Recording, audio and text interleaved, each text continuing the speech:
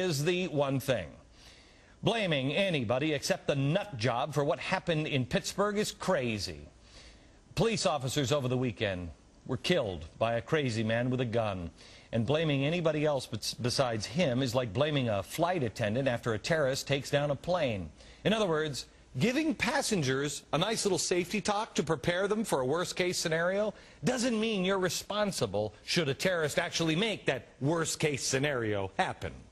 One person is providing important information, and the other is a nut job who would have acted that way no matter what.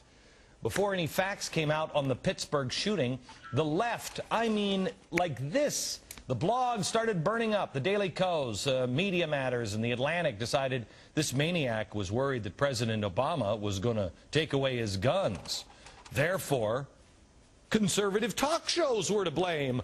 I mean, what else could it be? You know, bloggers rushed to paint this killer as a conservative, presumably one who is clinging to his God and his guns. But the truth is, this guy in Pittsburgh was about as much of a conservative as Stalin was cuddly.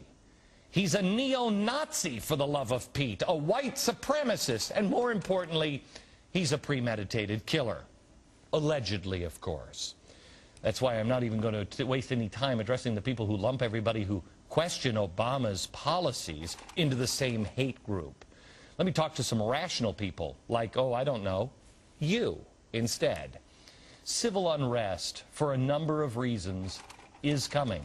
Lone nut jobs and people who are just angry and frustrated and have had enough. You've got to seek those people out. You've got to start asking people in your own neighborhood, how are you? And actually care about the answer. Help your neighbors when you can. Report them if you must. If you got a nut job, hello, I think I'm living next to a nut job. Help. People who think that radio or people that espouse their opinions that are taken out of context, that those are the people that are trying to start a revolution are just as crazy. Let me explain. There are three types of revolutions. The American Revolution, which we don't seem to study anymore in school, basically it was 13 years of anarchy after we won. Then there was the French kind, which ended, if I'm not mistaken, in heads being separated from bodies. Not really a good thing, you know, the whole river of blood. And then there's the civil kind, a kind of revolution that gets results by using weapons of democracy, like civil disobedience, the kind practiced by Martin Luther King and Gandhi. That is the type of revolution that fed-up Americans should be embracing. But understand that nut jobs, oh, they never will. No matter how much you say, no matter what you say. No, they're just going to put a gun outside a window because they're just looking to kill. Left-wing bloggers seem to want to blame everybody for a crime except the actual criminal. But I'm used to that now. That's because they don't understand our Constitution is a lot more than just the Bill of Rights. There's also an implied Bill of Responsibility. Yeah. See, you have the right to free speech, and yes, you don't have the right to, you know, stand up in a fire and say, oh, you're in a theater and say, fire, unless you actually see a fire or smoke. Then you have a responsibility to do that. You have the right to bear arms, but you have the responsibility not to use those arms to take away the rights of, like, life from others. Responsible gun owners are no more of a threat than somebody who is responsibly exercising their right to freedom of religion. Ooh, no, wait a minute, the left isn't going to understand that one. I mean, sure, religion can be used to justify horrific acts, but it's still the criminal or the terrorist who is responsible for them. You know, well, wait a minute, the left will understand that because that's what they've been telling us about Islam this whole time. And you know what? They're right. Let me be as clear as I possibly can. Shooting anybody, shooting cops, just making a shooting gallery out of your street, that doesn't prove any kind of point, and this nut job wasn't trying to make a point. Doesn't make you a patriot, doesn't make you a defender of the Republic. It makes you a crazy man. It makes you a traitor and an enemy of the Republic. Our forefathers fought a bloody, violent war so that we would be able to put down our muskets and bayonets for a little while, you know, and pick up weapons with far more power, weapons like free and fair elections, term limits. Oh yeah, try that one on. And yes, civil disobedience. Maybe it's time in this country we start using those. Noel Shepard is an associate editor of Newsbusters, website that aims to expose liberal media bias. No, I don't want to spend a lot of time on this, but I have to tell you, is this what these bloggers think conservatives are when they say, oh yeah, he's a Nazi, a neo-Nazi, he's a conservative? Is that really who they think we are? Well, I mean, that's an interesting question. I mean, they got on this one very, very quickly, Glenn. I mean, the incident actually ended probably somewhere around 11 o'clock, 11:30 Eastern time, and by, I guess about 2 o'clock Eastern time, a gentleman had clipped a Fox News report. Fox had reported that a friend of the assailant apparently was worried about losing his gun rights because of Obama.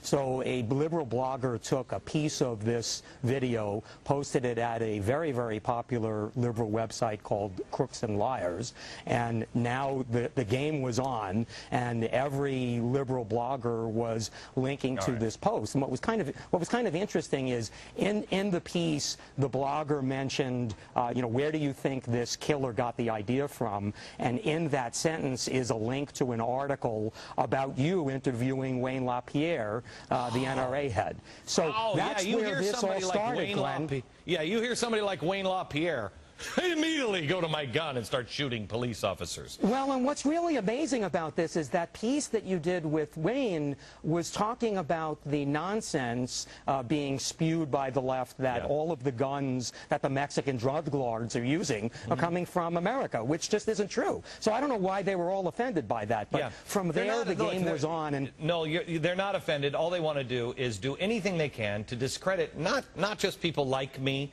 but the people who watch people like me. We are all dangerous. This has nothing to do with Barack Obama. I've been saying these things since, well, when Bush was in office, for the love of Pete. Had nothing to do with Barack Obama, which, by the way, I'd like to show you the new dashboard Obama. He's our savior. He's great. I just had this one. It's made, if you can see in the back, it says made in China with your money.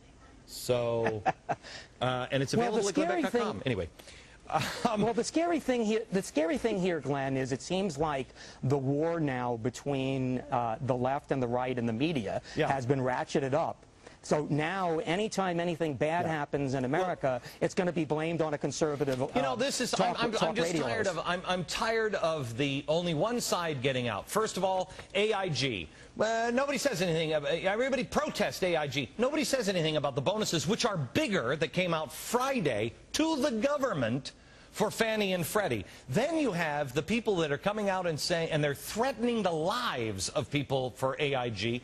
They're holding rallies, unions and everything else, busing people to houses. And then I've gotten a lot of slack, or flack on the New York Times. Everybody is hammering me now because last week, do we have the picture of me last week with the Nazis behind? I said that we're headed towards fascism, and I have to tell you, I make a great case on this, and I will. Are we doing that this weekend, Gresh, on Friday? Yeah. Here it is. There's me. This is last week. Okay. Everybody's saying, oh my gosh, he's comparing Obama to Hitler. This is from the New York Times, okay? The New York Times. David Lenhart last week writes, and I quote, every so often history serves up an analogy that's uncomfortable. More than any other country, Nazi Germany set out a serious stimulus program. It did escape the Great Depression faster than other countries. Sure, I hate to point out they were also shoving people into ovens, but the point is, sometimes those analogies work. Why is no one, Noel, coming after the New York Times for that article, but they would be on my side? Well, because they're the New York Times and they're allowed to say whatever they want. But you're a conservative. You're not allowed to say what you want. Yeah. Okay. Noel, thank you very much. And you know what? I don't want to blow this out of proportion because I am allowed to say what I want. But you don't honor freedom of speech by shutting one side down or the other. Everybody can say what they want. They say it over there, NBC and the Pravda network, they say it. God bless them. I don't want to shut them down. It makes my job a lot easier. Now, the other part of this story is that there are people that are just they can't be trusted with guns. I'm going to tell you a story about the lone survivor. I'm not a crook.